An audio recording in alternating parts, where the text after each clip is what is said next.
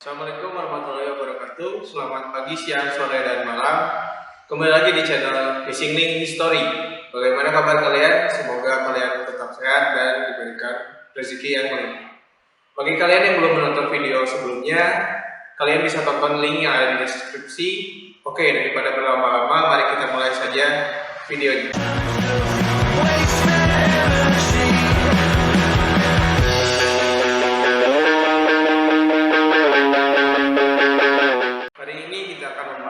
Tentang terciptanya agama Hindu dan Buddha. Nah, sama seperti yang kalian kenal, agama Hindu sekarang itu ada disebutnya henotheisme atau menyembah banyak dewa tetapi bermakna satu Tuhan. Nah, ini tidak sama seperti yang dulu. Kalau sekarang kan ada dewa Wisnu, Siwa, dan dewa Brahma. Nah, bahwa dewa Brahma ini adalah dewa pencipta, lalu dewa Wisnu sebagai dewa pemelihara, dan dewa Siwa sebagai dewa penghancur atau pemusnah. Nah, selain itu dari bangsa Dravida yang pertama mendiami lembah Sungai Indus, seperti yang kita jelaskan kemarin, bahwa dewa yang asli itu adalah dewa Siwa, ya, dewa asli dari orang-orang Dravida. Sedangkan dari bangsa Arya itu membawa banyak dewa sebenarnya. Cuman yang mereka lebih percayai adalah dewa Brahma dan juga dewa Wisnu. Nah, ternyata asimilasi atau percampuran kebudayaan dan kepercayaan tersebut tidak semerta seperti itu. Cuman banyak sekali zaman-zamannya. Ini dimulai sekitar 1500 sampai 1000 sebelum Masehi, dinamakan zaman Weda. Di sini adalah ketika orang Arya masuk India, diduga mereka menganut monoteisme, yaitu hanya menganut atau mempercayai satu Tuhan, ya. Nah, namun akhirnya mereka berkembang menjadi henoteisme seperti yang sekarang. Jadi mereka percaya bahwa satu Tuhan tetapi dimaknakan beberapa nama, tapi tetap satu maksud gitu. Nah, dalam Rigveda, yaitu yang kitab orang-orang Hindu, terdapat 3 dewa, yaitu dewa langit yang dinamakan Waruna, Surya, dan Wisnu. Lalu ada dewa angkasa, dinamakan dewa Indra, Maruta, dan Wayu, dan juga dewa bumi yang dinamakan Dewi Pertiwi dan Agni.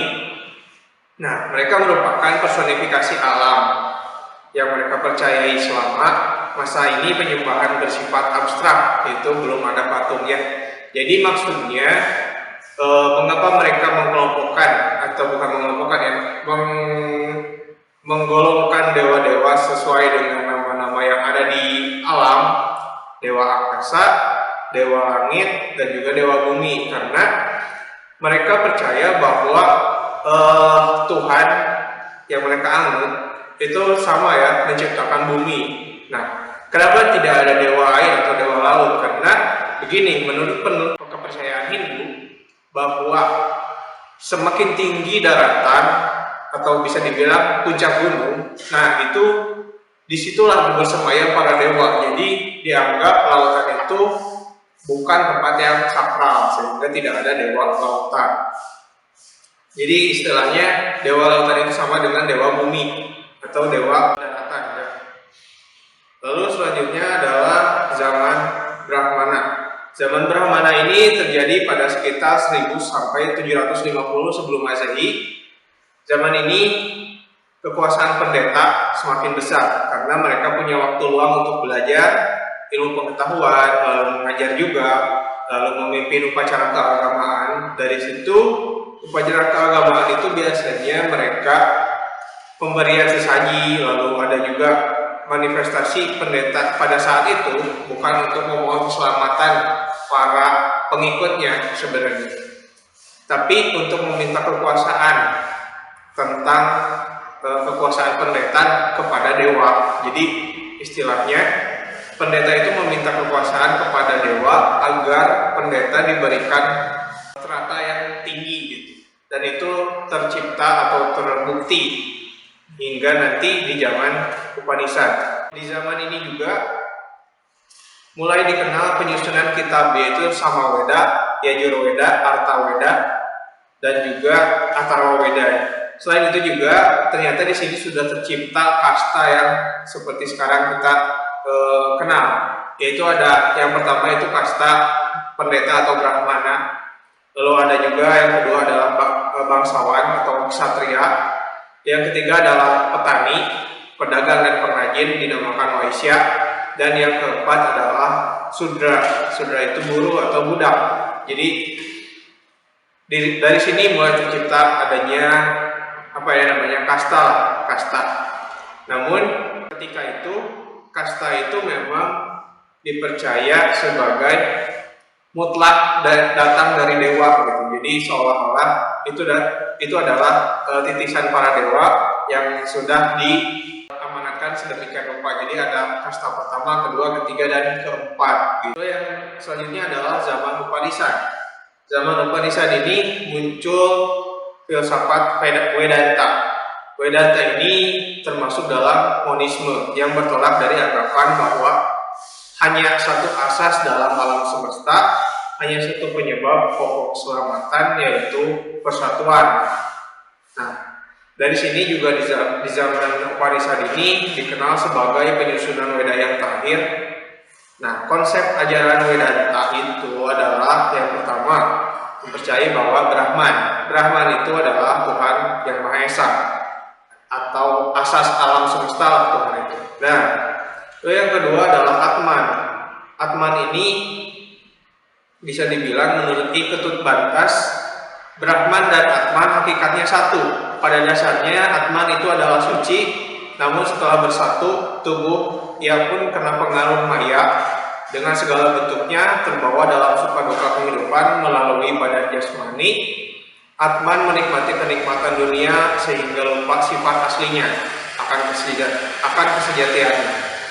Atman terbawa dalam samsara, penderitaan dunia akhirat, dan akhirnya tenggelam dalam kesadaran. Itu menurut Ketut Bantas. Jadi secara sederhana, Atman ini adalah sosok yang seperti Brahman, yaitu yang melihat, tetapi dia tercoreng oleh nafsu duniawi sehingga lebih menikmati masa-masa di kehidupan dunia sehingga lupa terhadap pasca kehidupan, yaitu kematian.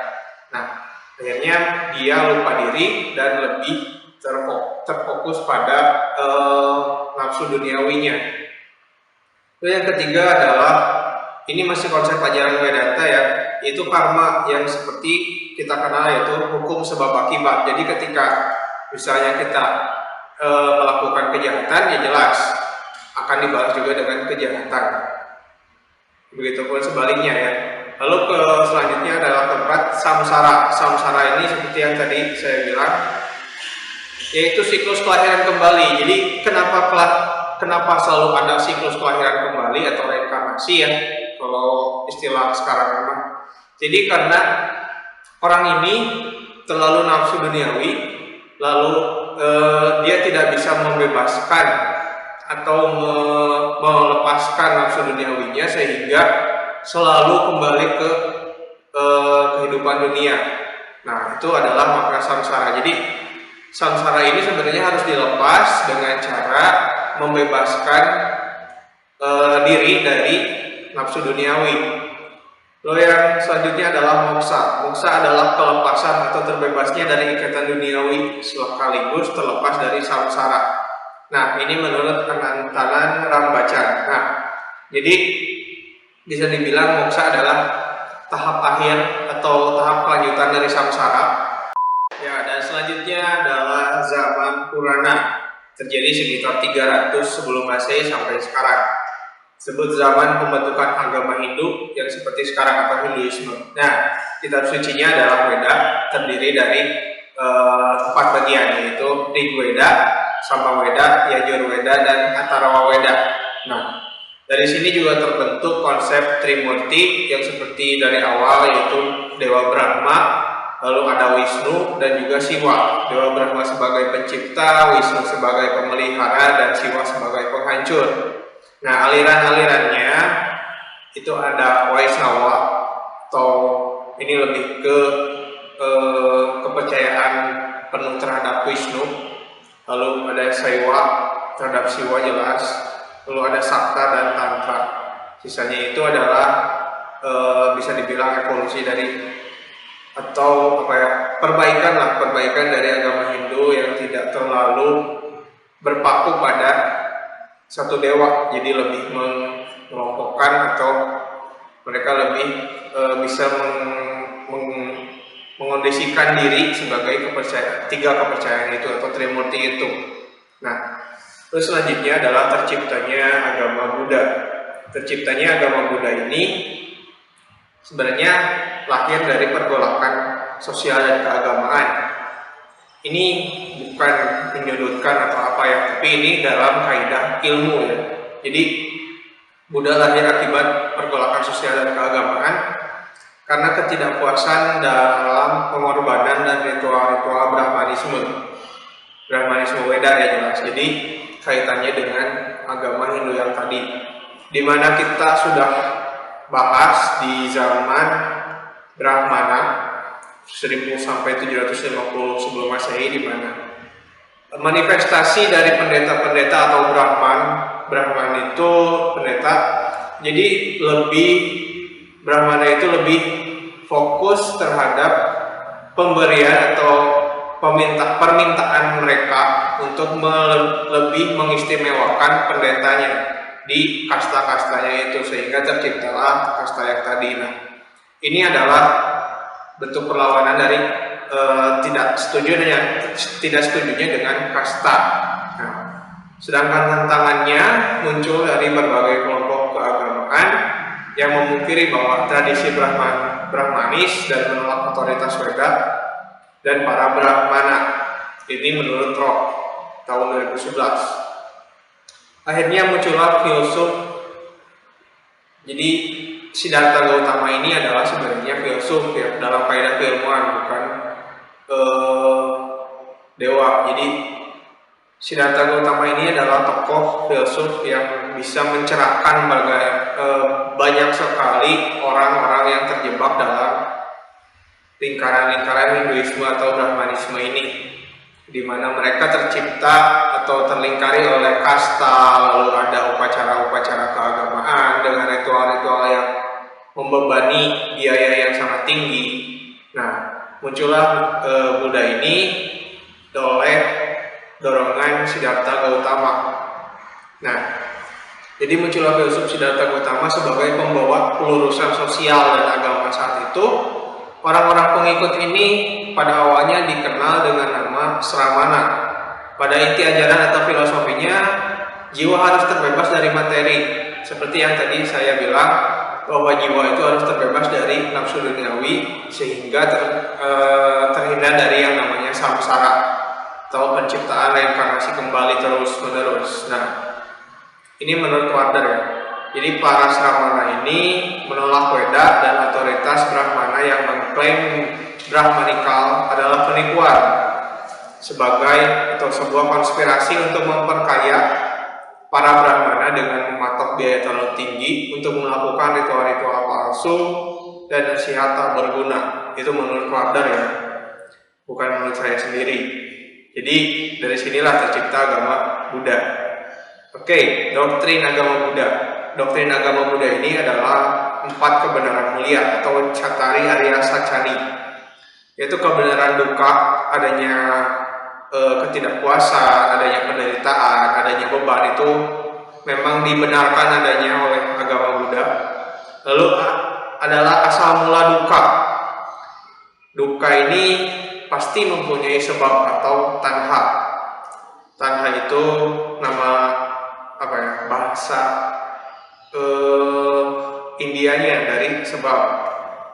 Yang ketiga adalah terhentinya dukkha, yaitu pemadaman kesengsaraan dengan menyingkirkan sebab yang tadi. Jadi misalnya sudah tahu salahnya di mana, jangan mengulangi kesalahan tersebut sehingga tidak tercipta nafsu duniawi lagi gitu. Lalu yang keempat adalah jalan menuju terhentinya dukkha. Jalan mulia bersusut 8, yaitu pandangan benar, lalu ada pikiran benar, ucapan benar, perbuatan benar, pencaharian benar, upaya benar, perhatian benar, dan konsentrasi benar. Ya, saya ulangi lagi. Pandangan, pikiran, ucapan, lalu perbuatan, pencaharian, upaya, perhatian, dan konsentrasi harus benar. Nah, itu adalah jalan menuju terhentinya dukkha. Sekian dari video yang kita bahas ini. Apabila kalian memiliki masukan atau pandangan lain terkait materi ini, dapat kalian tulis di kolom komentar, karena komentar kalian dapat membangun channel ini lebih baik. Apabila channel ini bermanfaat, kalian bisa support kami dengan subscribe channel ini dan aktifkan lonceng notifikasinya. Jangan lupa follow Instagram kami, yaitu Missing Link Story. Saya pamit undur diri. Assalamualaikum warahmatullahi wabarakatuh.